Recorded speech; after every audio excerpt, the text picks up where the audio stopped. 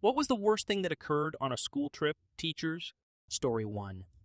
This simply occurred last week. A student called my attention and said, "Miss, someone smacked a girl in the head with a bottle and she's weeping." I figure here we go and walk down to the rear to quiet them down. We had left the school about 5 minutes earlier on the bus.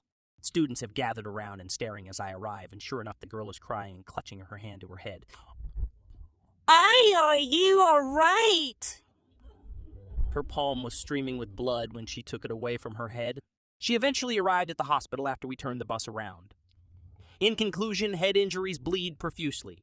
12-year-olds make poor judgments, but everything worked out in the end. I didn't feel really ready for it, however. Hell, they're bleeding skulls. One day my cat caused me the slightest scratch on my eyebrow, and I truly had blood running down my face like I had been shot.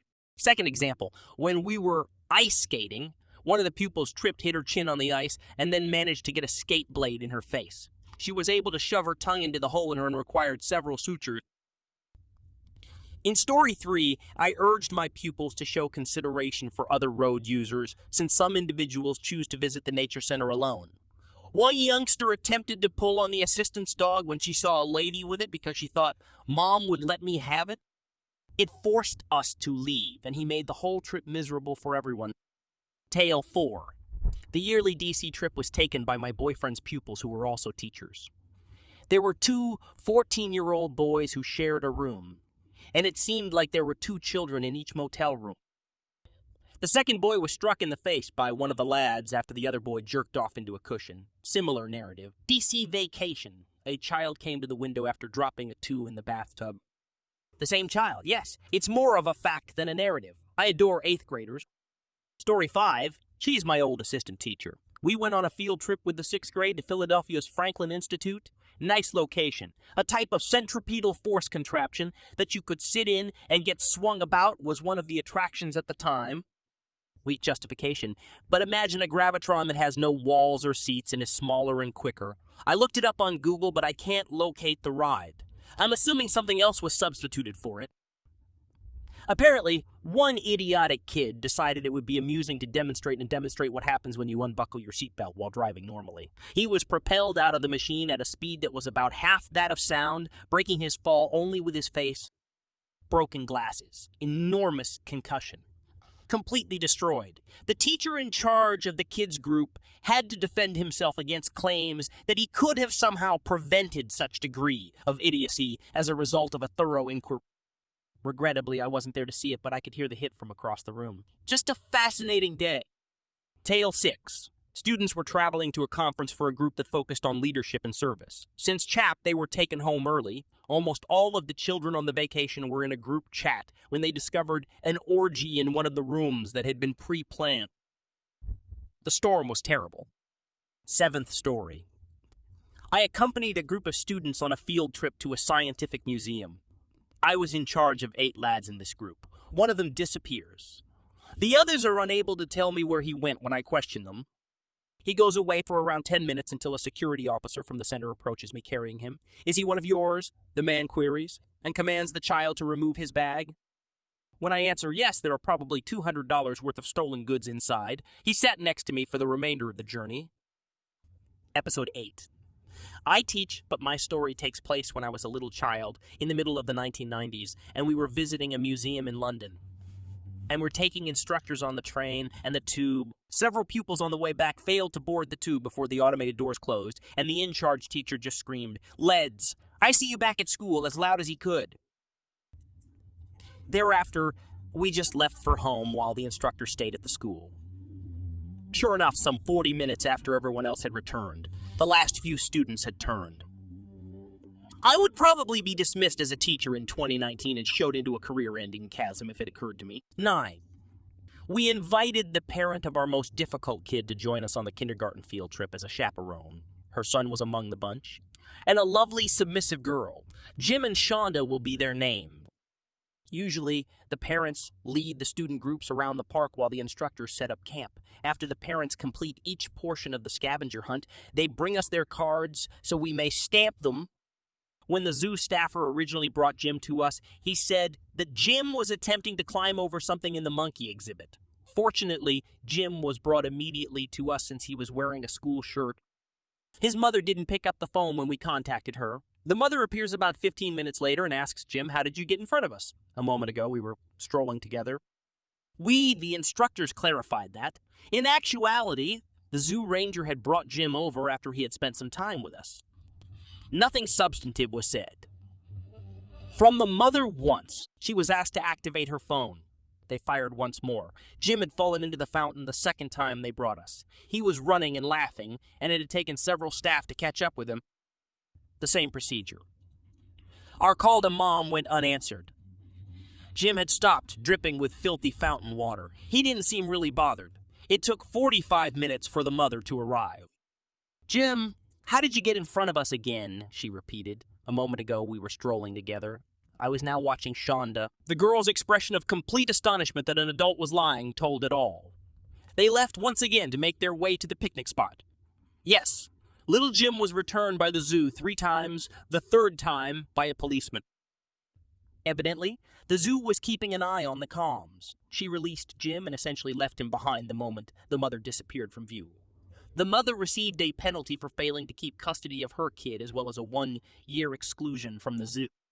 She and Jim were followed by the policeman back to the buses, where he waited until it was time to go. They skipped the picnic and didn't go. The story's lesson was best served by Shonda.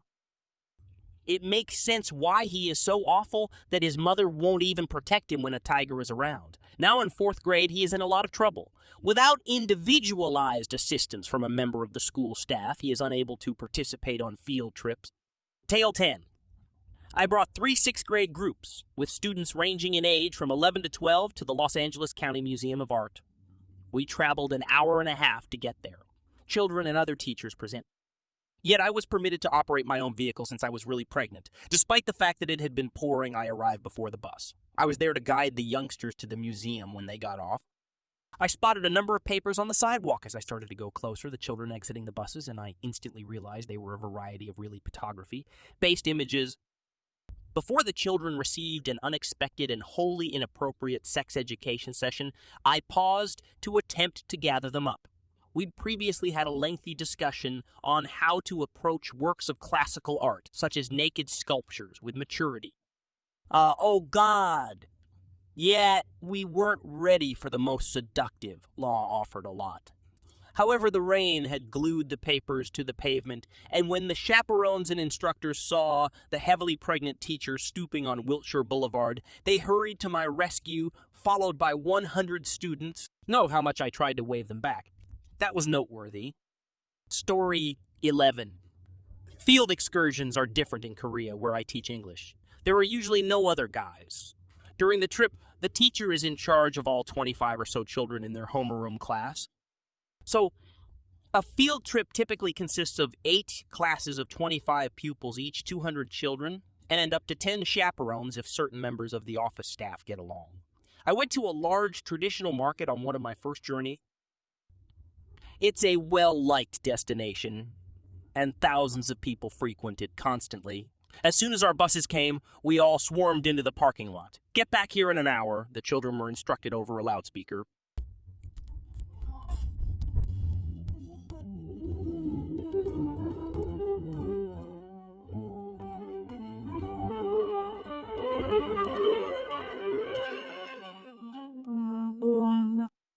Yet, a significant portion had purchased goldfish, turtles, or miniature hamsters. 2 weeks later, not a single child who had a live spontaneous pet could be located. Story 12. A girl on a trip with the Beta Club felt it would be humorous to board the bus with a bomb and place it in the window. A SWAT squad stormed the bus after the freeway was closed, and it was stopped. Despite the girl's admission that the incident was a prank, the bomb squad was sent to search the bus. She avoided prison.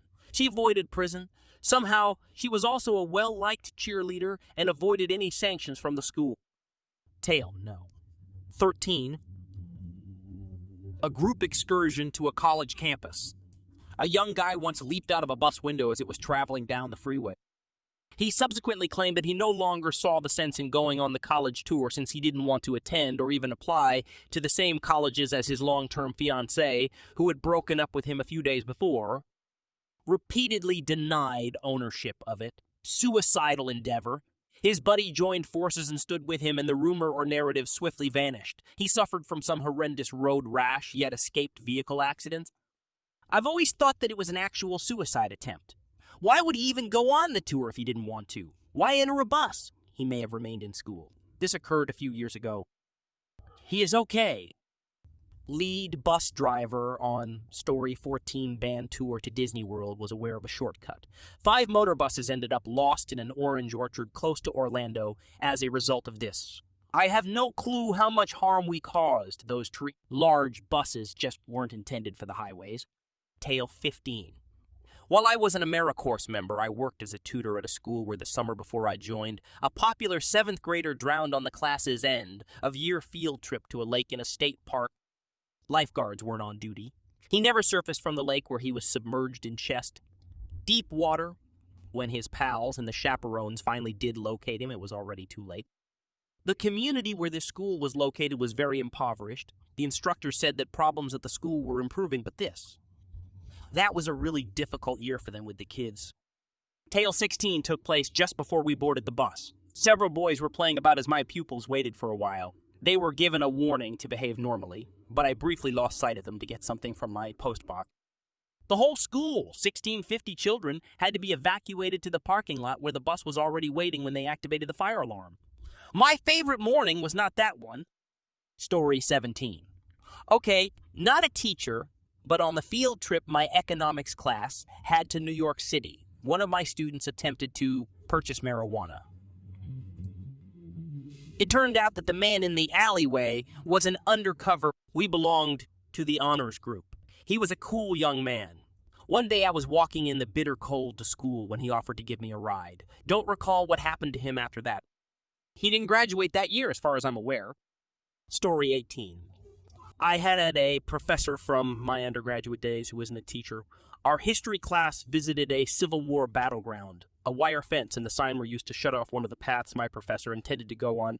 When he turned to face the class, the professor added, if they didn't want people coming in, they wouldn't have left a handy, human-sized hole there and allowed us all through. The professor then just stared at the breach in the fence. After a pleasant talk and a few photographs, we descended the route, but when we returned, a park ranger was berating a teaching assistant who had remained by the bus. He warned us before releasing us, but spent the rest of the day following us in a ranger car. Story 19. In the 4th grade, a turkey smashed through the bus glass. We were traveling through a rural area en route to a farm or another destination. Because we recently returned to school, I can't recall what it was meant to be. Teachers at the front were removing pieces of glass from their foreheads. The driver, in my opinion, was generally okay, but still required medical attention. None of us youngsters were injured, in my opinion. Maybe at that age, we were too short for the glass to make it over the chairs far enough to truly injure someone. I am clueless. Nevertheless, a teacher removed the dead bird off the bus, quickly counted the passengers, and surrounded the bus driver. Then, while waiting for another bus to pick us up, we simply lined up against a wooden fence at the end of someone's property. Throughout the course of my 12 years at school, a lot of wild stuff happened, but I believe this is the only incident that occurred while we were traveling. Oh, except for a few of 7th grade boys who took some type of drug at a Rangers game at the conclusion of the year, they began the next academic year in a situation that was essentially pre-juvenile. It was bizarre, mostly because I didn't anticipate these specific guys, especially at that age, to act in that manner. Story 20. While I wasn't a teacher, I worked as a junior counselor at a summer day camp. Because I was under the camp's 13-year-old age restriction, I was able to attend for free in return for assisting the actual counselors with the younger campers. Most of the time, we did nothing and had no real power, but when it was time for the big summer excursion to an amusement park, the other junior C, and I found ourselves suddenly in charge, we are forced to spend the whole day babysitting a group of 8 children without any grown-ups. Up until the point when we were attempting to organize our group to depart at the conclusion of the day, everything went better than planned. They rushed in line for this sightseeing trip since they didn't want to go, and before we could stop them, they boarded. In essence, it was an upward moving viewing chamber that rotated slowly.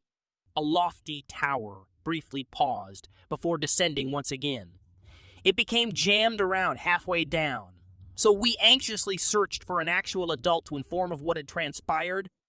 In the days before mobile phones, I waited at the ride while my fellow junior counselor went in search of a member of our group. That prevented us from leaving for an extra 30 to 60 minutes. I managed to get it unstuck, but the counselors got in trouble for allowing two 13-year-olds accompany a group by themselves. A week later, I quit attending the camp because the other counselors began to harass me. Taking backstory 21.